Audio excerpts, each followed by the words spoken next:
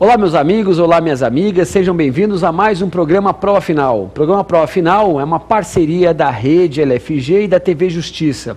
Para aqueles que eu não conheço, meu nome é Renato Montans, sou professor de Processo Civil aqui da Rede LFG. Você bem já deve conhecer o nosso programa é dividido em 3 blocos. No primeiro bloco, tema do dia, nós vamos escolher um assunto de processo para abordar com vocês e evidentemente estudar todas as suas peculiaridades. Hoje nós vamos falar sobre jurisdição civil. Você deve estar se perguntando, jurisdição civil não é aquele tema chato que inaugura os livros de processo? É verdade, mas a gente vai dar um viés diferenciado à jurisdição. Nós vamos trabalhar com a jurisdição em 2 grandes enfoques. Primeiro, um enfoque prático, trabalhando com as consequências que a jurisdição civil pode trazer na vida das pessoas, sejam elas dentro do direito, seja fora dele. E o mais importante, nós vamos falar sobre a jurisdição civil, sobre o enfoque dos concursos e exame de ordem. Então a gente vai falar um pouco de jurisdição, explicitando o que efetivamente pode cair em concurso, o que pode cair no exame de ordem e aquilo que for importante e relevante para vocês responderem satisfatoriamente. O segundo bloco, pergunte ao professor, nós vamos responder a 5 perguntas formuladas por alunos. Essas perguntas, na verdade, elas têm 2 grandes objetivos. Primeiro, na verdade, esclarecer alguns temas que eventualmente possam ter ficado obscuro durante o primeiro bloco e também agregar mais informações sobre temas que, evidentemente, em virtude do tamanho, não seriam possíveis a abordagem nessa exposição.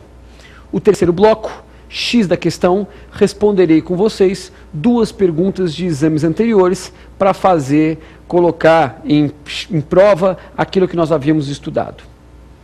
Espero vocês no próximo bloco. Obrigado.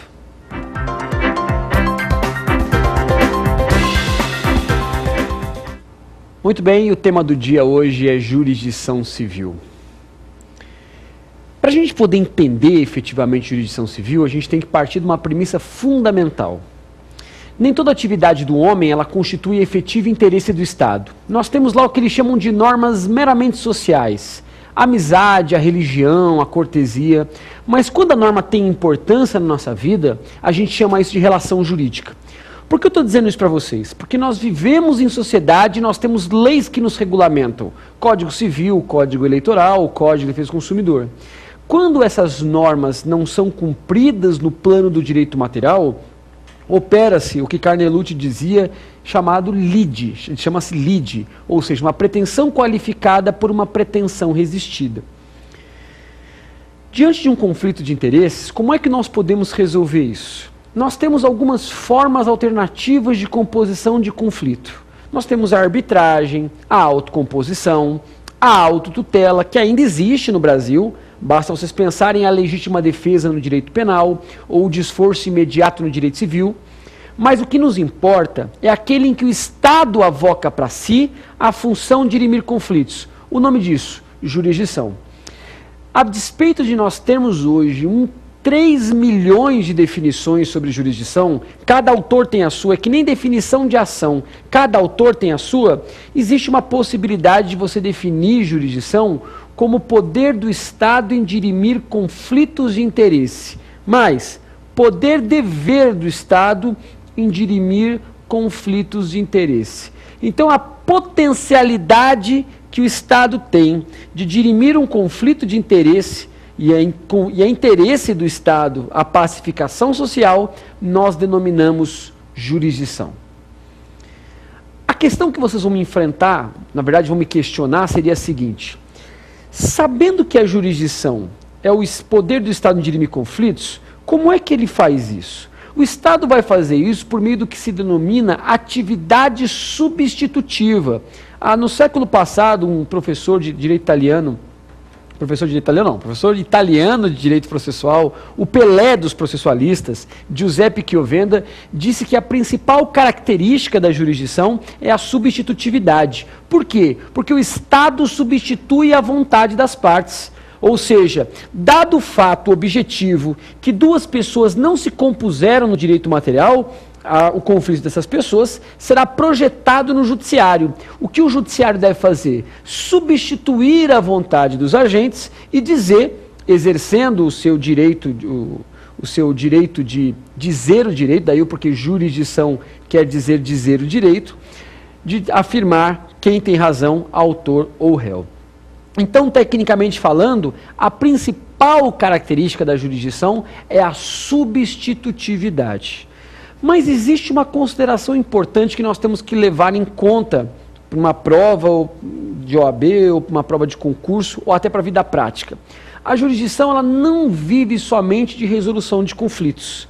E isso, na verdade, fez com que o legislador estabelecesse uma classificação da jurisdição civil. Então, hoje no Brasil, nós podemos dividir a jurisdição em dois grandes grupos.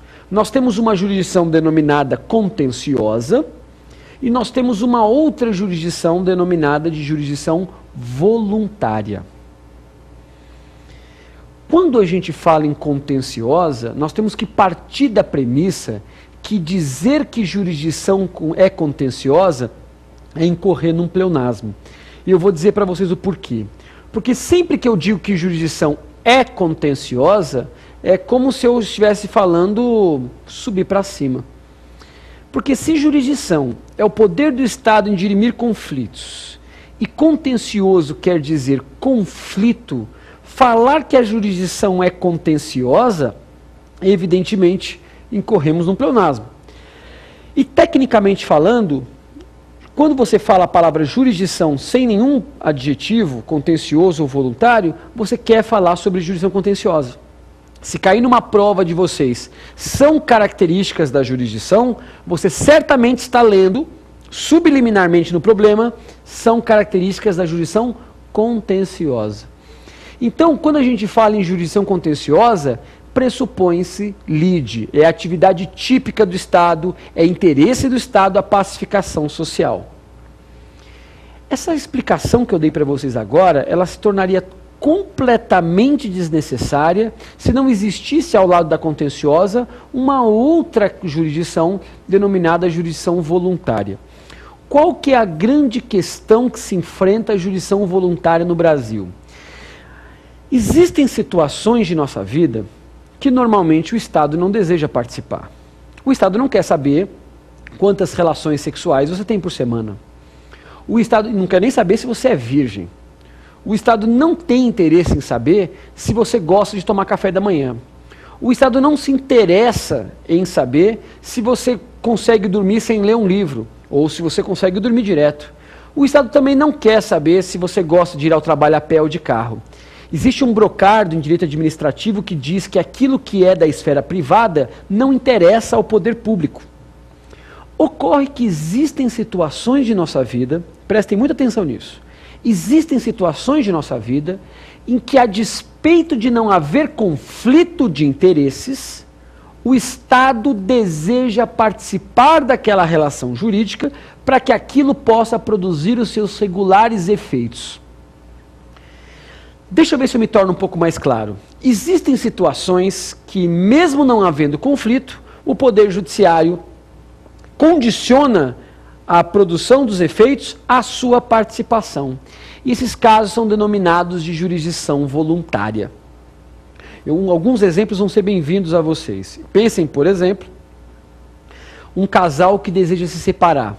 Os dois não se aguentam mais. A mulher fala: Vanderlei, sai da minha vida, devolve meus CDs. E o homem, que é orgulhoso, ele se joga na relação, mas quando o homem se sente abandonado, ele também quer ir embora. E a pergunta que se faz é: se o homem também deseja a separação, e é o mesmo desejo que a mulher, eles podem simplesmente ir embora um do outro? Não. Eles podem, no máximo, estar separados de fato, mas não vão estar separados de direito. Para que isso seja possível, é necessário que eles peçam separação consensual. Não vamos nem discutir agora a questão do divórcio, da emenda 66, mas é necessário